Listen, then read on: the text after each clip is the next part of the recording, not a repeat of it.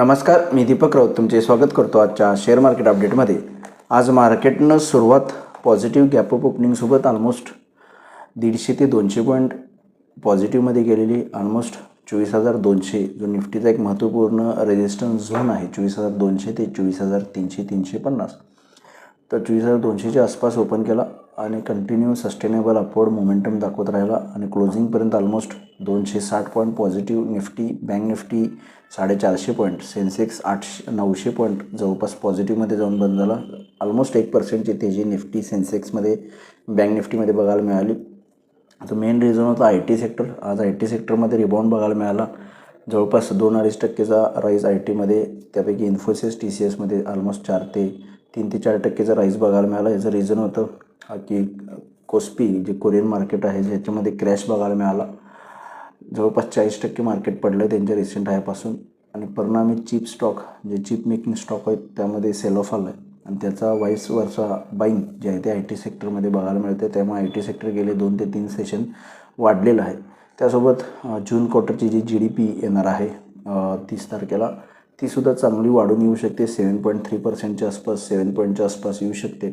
त्यामुळे सुद्धा मार्केटमध्ये थोडासा त्या न्यूजनं बूस्ट आला की इकॉनॉमी स्ट्रॉंग आहे, इन्फ्लेशन थोडंसं वाढलं आहे पण GDP ग्रोथ स्ट्रॉंग आहे। या अपेक्षेनं आज मार्केटमध्ये पॉझिटिव्ह मोमेंटम बघायला मिळाला। ओव्हरऑल निफ्टी जो आहे तो रेजिस्टन्स झोनच्या आसपास येऊन पोहोचला आहे। 24,300 350 आणि 24,200 ही 100-150 पॉईंटची रेंज जी आहे ती स्ट्रॉंग रेजिस्टन्स झोन आहे। जोपर्यंत 24,350 क्रॉस करणार नाही, मेंटेन राहणार नाही, तोपर्यंत फर्दर हायर लेवल्स आपल्याला बघायला मिळणार नाहीत। त्यामुळे उद्याच्या सेशनला निफ्टीमध्ये ट्रेड करायचं असेल तर निफ्टी 24,300 आणि 350 स्ट्रॉंग रेजिस्टन्स आहे। 24,300च्या वर मेंटेन राहिला तर 24,500 ते 600पर्यंत निफ्टी निश्चित जाऊ शकते। अदरवाईज 24,350 क्रॉस नाही झाला तर परत पुन्हा थोडंसं खाली प्रॉफिट बुकिंग येऊ शकतं। 24,200 एक सपोर्ट आहे निफ्टीला, त्याच्या खाली 24,150। निफ्टीला सपोर्ट बघितला तर 24,150 आणि 24,200 हे 2 सपोर्ट आहेत। हायर लेवलला 24,300 आणि 350 स्ट्रॉंग रेजिस्टन्स आहे। 24,350च्या वर मेंटेन राहिला तर 24,500 ते 600पर्यंत निफ्टी जाऊ शकते। या लेवलनुसार तुम्ही निफ्टीमध्ये उद्या ट्रेड करू शकता।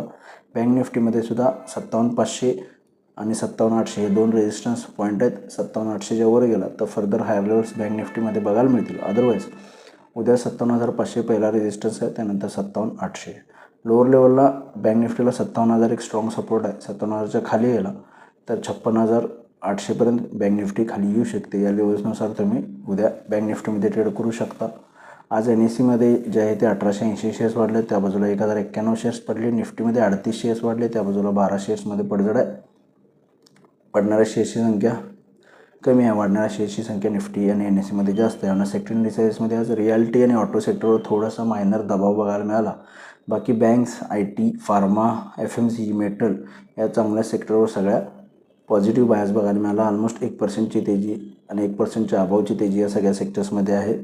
ग्लोबल मार्केटचा आढावा घ्यायचा झाला उद्यासाठी तर युरोपियन मार्केट्स मिक्स आहेत, प्लस मायनस। डाव फ्युचर्स 150 पॉईंट मायनस आहे। ओव्हरऑल 2 दिवस रॅलीनंतर आज डाव जोन्स थोडंसं खाली आले, प्रॉफिट बुकिंग दिसते। पण क्रूड ऑइलच्या किमती जर $80-85 आसपास स्थिरावल्या, US इराण वॉरमध्ये काही फारसे न्यू चेंजेस झाले नाहीत, सीजफायर कंटिन्यू राहिलं आणि GDP नंबर चांगले आले तर मला वाटते आपण फर्दर हायर लेवल्स येणाऱ्या ट्रेडिंग सेशन्समध्ये बघू शकतो। तर बघूया उद्या मार्केट कशा पद्धतीनं बिहेव होते। माझा व्हिडिओ ऐकला त्याबद्दल धन्यवाद। माझा व्हिडिओ जास्तीत लाईक करा, शेअर करा, माझ्या चॅनल सबस्क्राईब करून डेली अपडेटसाठी बेल आयकॉनला क्लिक करा। धन्यवाद।